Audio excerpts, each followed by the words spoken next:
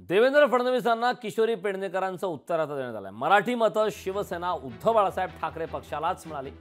सत्ताधारी जातीयवाद रुजवत असल्याचा पेडणेकरांचा आरोप आहे। मराठी मतदारांना तुम्ही हिणवता का असा सवाल देखील पेडणेकरांनी उपस्थित केला।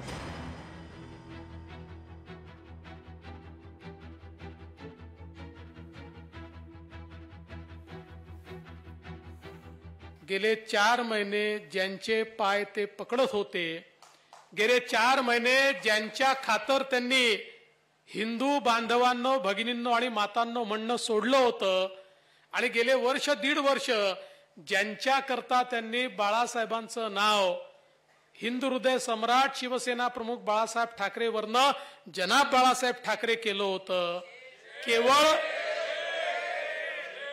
केवळ त्यांच्याच मतांवर त्यांनी हे अरिथमॅटिक जिंकलं आहे।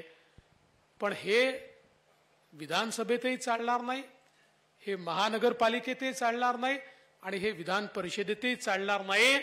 मराठी म्हणून मुंबईवर जो हक्क दाखवत होता, महानगरपालिकेला खालसा करत चालले आणि तरी पण तुम्ही म्हणत असाल की मराठी मतं आम्हाला मिळाली नाही, मग कोणाला मिळाली? मिळाली कोणाला?